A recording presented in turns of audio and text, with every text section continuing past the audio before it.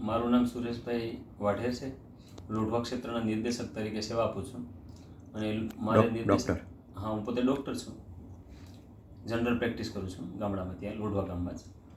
એટલે મારે મારા સેવાના ભાગરૂપે લોઢવાથી સૂત્રાપાડા સભામાં જવાનું હતું. રાતનો 9 વાગ્યાનો ટાઈમ હોય, પણ મારે પેશન્ટના હિસાબે 9:05 લોઢવા થઈ ગઈ હતી.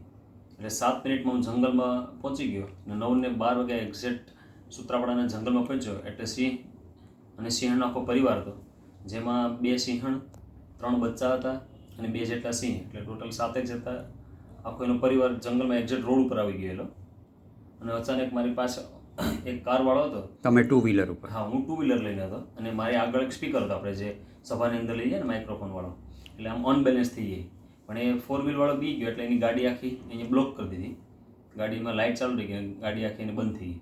મારી પાસે નીકળ્યો આમ એ બાજુ સ્પેસ નથી, જગ્યા, કારણ કે બાજુમાં કાચી કેનાલ હતી. આ બાજુ તો એ બાજુ તો સિંહ રોડ ઉપર હતા, એટલે એ બાજુ ગાડીથી નખાય પદ્ધતિ.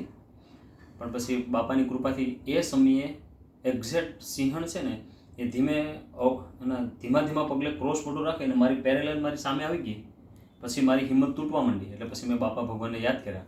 એ સમયે ત્યાં એક જે વન રક્ષક હોય એ આવી ગયો અને સીધો મારી પાસે આવીને મને એ સિંહણને બત્તી દ્વારા એના જે કોડવર્ડ શબ્દ હોય એનાથી સિંહણને દૂર કરી. પછી મને કીધું કે તમે નીકળી આવો. એટલે હું હળવેથી પછી ત્યાંથી પસાર થઈ ગયો. આ રીતે બાપાએ મારી રક્ષા કરી છે. પછી આ પ્રસંગ મને આખી રાત એવું લાગ્યું કે ખરેખર બાપાએ રક્ષા કરી. પછી બીજે દિવસે મેં બાપાના સેવક સંસ્કૃતિપ્રિય સ્વામીને વાત કરી, આખો પ્રસંગ કીધો કે બાપાને આ પ્રસંગ કહેજો અને બાપાએ મારી રક્ષા કરી, મને ખાલી આશીર્વાદ આપે. તો પછી બાપાને જ્યારે વાત કરી તો બાપાએ કીધું કે મારે એ કાર્યકર સાથે રૂબરૂ એના મોઢે પ્રસંગ સાંભળવો છે. એટલે ફરી મને 10:57 ત્યાંથી બાપાના સેવક સંતનો ફોન આવ્યો કે બાપાના પ્રસંગ તમારો સાંભળવો છે. એટલે મેં બાપાને પ્રસંગ કીધો. બાપાએ ખૂબ અંતરથી આશીર્વાદ આપ્યાની હિંમત પણ આપી. અને મેં આશીર્વાદ એવા માગ્યા હતા કે અમારામાં એકાંતિક ધર્મ સિદ્ધ થાય, પરિવારમાં એકાંતિક ધર્મ સિદ્ધ થાય અને કાર્યકરમાં એકાંતિક ધર્મ સિદ્ધ થાય. તો બાપા અંતરના ખૂબ આશીર્વાદ આપ્યા. પછી વન રક્ષકનું કહો.